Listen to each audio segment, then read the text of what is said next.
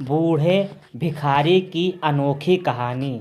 हर दिन एक भिखारी दरवाजे के पास आकर भीख मांगता था और घर का मालिक हमेशा घर के बाहर आते ही उसे देखकर फिर जाया करता। कई बार उसके लिए गालियां भी बकता। वो कहता, तू जिंदा ही क्यों है? पूरी जिंदगी ऐसे ही भीख मांगेगा क्या? धरती का बोझ क्यों बन बैठा है? और कभी कभी उस भिखारी को गुस्से में वह धक्का भी मार दिया करता।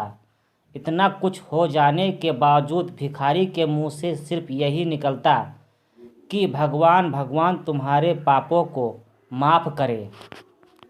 एक बार सेठ को धंधे में बड़ा नुकसान होने की खबर मिली। सेठ बहुत परेशान था कि तभी उसके दरवाजे पर वही भिखारी आया।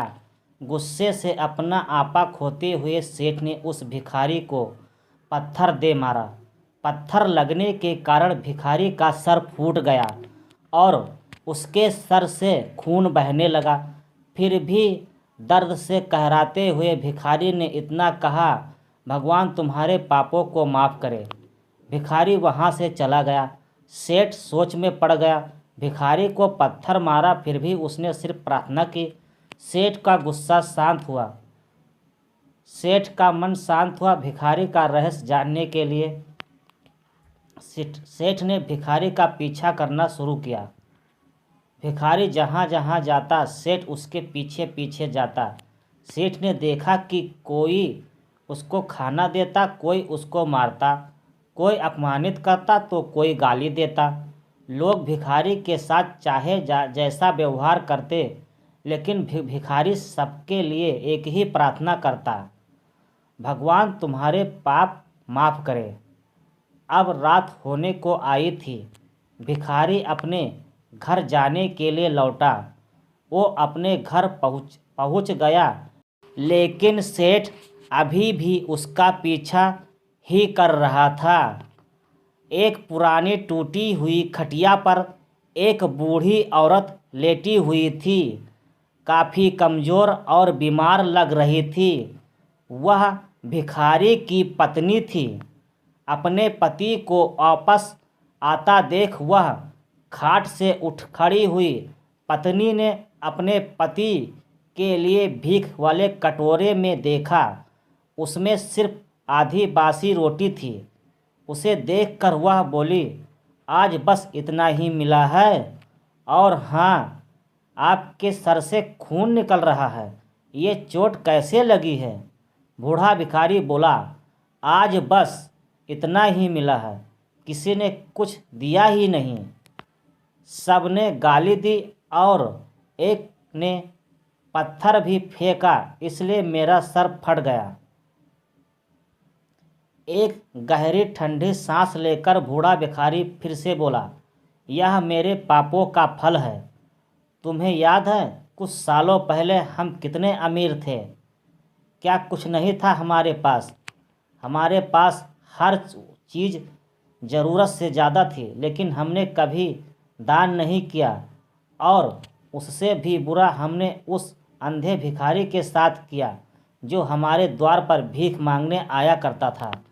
बूढ़ी पत्नी के आंखों में आंसू आ गए। वह बोली, हाँ, हम उस बेचारे अंधे के साथ बहुत बुरा करते थे। उसका अपमान करते थे। उसे खाने के लिए रोटी की जगह कागज़ दिया करते थे। उसका मजाक उड़ाया करते थे और कभी कभी मारा भी करते थे। मैंने कभी उसको रास्ता नहीं दिखाए। एक बार मैंने उसके मुंह पर मिट्टी भी फेंकी थी और वह हमेशा दुख होकर यही कहता, भगवान तुम्हें तुम्हारे कर्मों की सज़ा ज़रूर देगा। भगवान तुम्हारे पापों की सज़ा ज़रूर देगा। उसका श्राप सच हुआ और हम इस दुख भरी जिंदगी में आ गए। भिखारी बोला, हाँ, उसका श्राप सच हुआ, इसलिए मैं किसी को बद्दुआ नहीं देता। चाहे कोई मेरे साथ कैसा भी बर्ताव करे, मैं हमेशा उसके लिए प्रार्थना ही करता हूँ। मैं नहीं चाहता हूँ कि कोई हमारे जैसा ज़िंदगी का अनुभव करे। किसी को भी हमारे जैसा दुखों का सामना करना पड़े। वो नहीं जानते हैं कि कितना बड़ा पाप कर रहे हैं, इसलिए अनजाने में हुए पाप की ऐसी सज़ा किसी को भी ना मिले। मैं नहीं चाहता हूँ। सेठ वहीं पर छुपकर सारी बातें सुन रहा था। अब उसे सब कुछ समझ में आ गया था।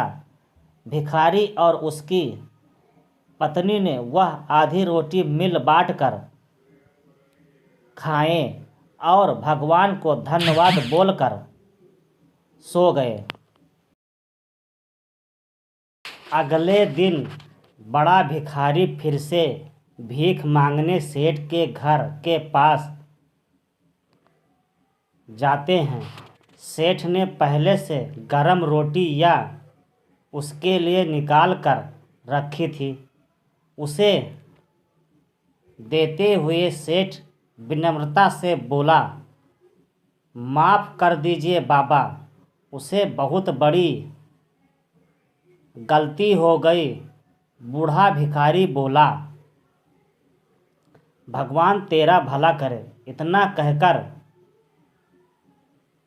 वह आगे निकल गया।